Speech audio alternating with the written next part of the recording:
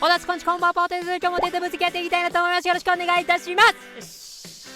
今日はですね、守備意識を意識して検証してみようやっていきたいなと思います。そもそも守備意識ってなんやねんって話じゃないですか。いや、少しぐらい本気出してやってもいいかなと思いましたので、ちょっとやっていきたいなと思います。これめちゃめちゃ時間かかったんですよ。本当にある程度はでも見えてきたんで、ぜひ見ていってください。編集は雑です。検証方法についてまずやっていきたいなと思います。ご覧の通りですね、ここのところからボールを取ってですね、この中のセンターバックとかの動きをね、どう変わっていくのかっていうのを見ていきたいなと思います。調子は普通で固定をしていきますよって感じですね。でね、まずね、これぴったりの選手を探すのが本当大変だったんですよね。まず1人これは決まってたんですね。トゥーリオ、これを使っていこうと。ディフェンスセンス高くて守備意識低いこんな選手を使っていこうと。で結構どうでもいいけど、英語表記だとトゥーリオなんだね。このトゥーリオにですね、一番ちょうどいい選手見つけました。リュカ・エルナンデスですね。このリュカはですね、ほんとちょうどよくて見てほしいんですけど、これ見て、身長、ディフェンスセンス、守備瞬、そしてプレスタまで一緒なの。これすごくないですか？でも守備意識はしかも33の差があるって、もうこれだけで俺はもう GJ だと思うんです。グッドジャガイモだと思うんですけど、どう皆さん、よかったら高評価押しておいてくださいでこの2人を使ってですね、守備の切り替えの速さですね、真っ先に考えられる仮説から、検証していきたいなと思います。まずはトゥーリオから見ていきましょうという感じですね。こんな形でですね、守備の切り替えの速さをちょっと見ていきたいなと思います。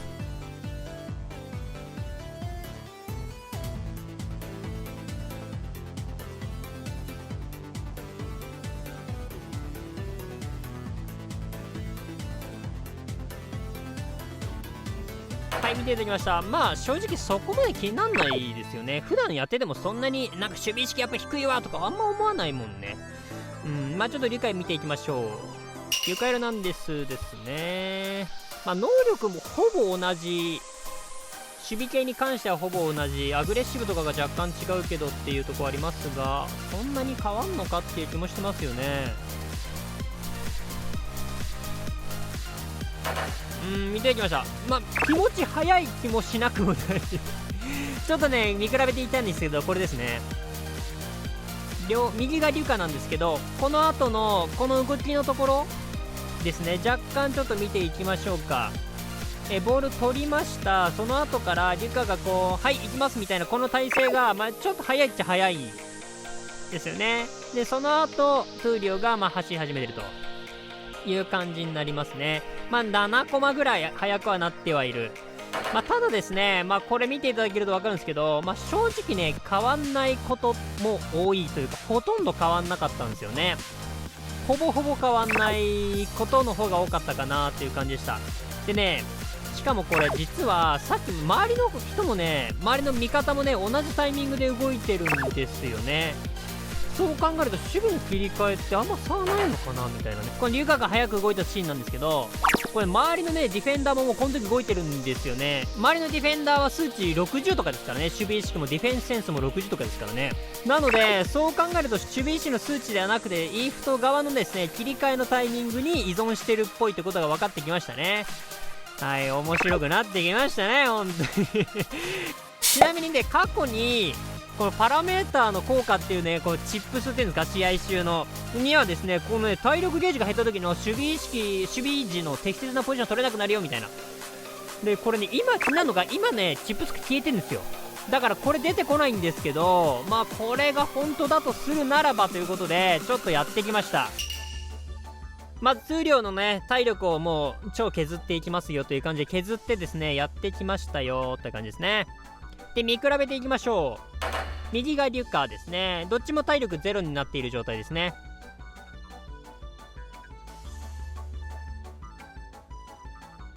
はい、こんな感じですね。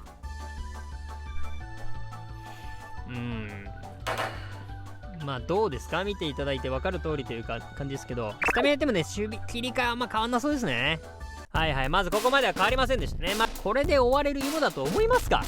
いやたまに終わることあるんだけどいいじゃん、ちょっとこっからが本番よ。ちょっとね違うところありましたので持ってきました。ここですね。ちょっと2つシーンあるんですけど、まず1つ目から見ていきましょう。この取った後の動きですね、どっちもね守備牽制にも入ってるんですね。だけどこの後ねリュカはもう裏系走ってるんですけど、トゥーリオ止まってるんですよね。でその後やっと動き始める、そんな感じなんですけど、この時ねトゥーリオねどっち行こうか迷ってる感じなんですよ。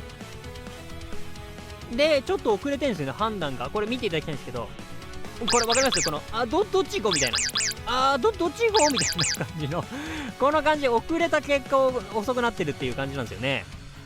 でもう一個のシーンもこれちょっとね遅れてるんですけど、これね一回こっち行こうとしてるっぽいんですよね。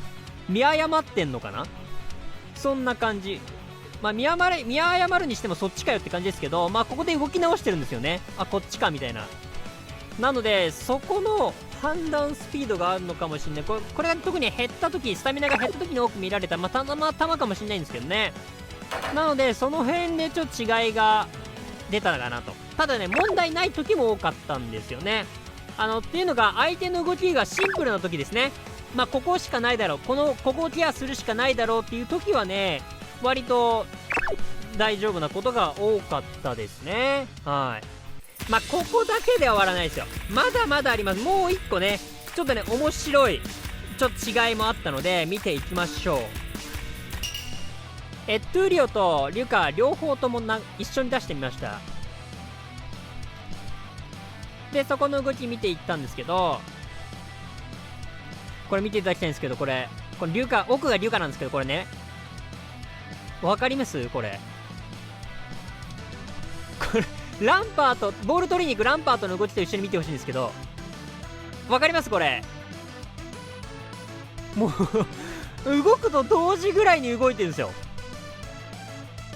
もうなんだろうな、もう超能力みたいなフォースの力みたいな感じですけど、守備意識97の力なのかなみたいな感じですよね。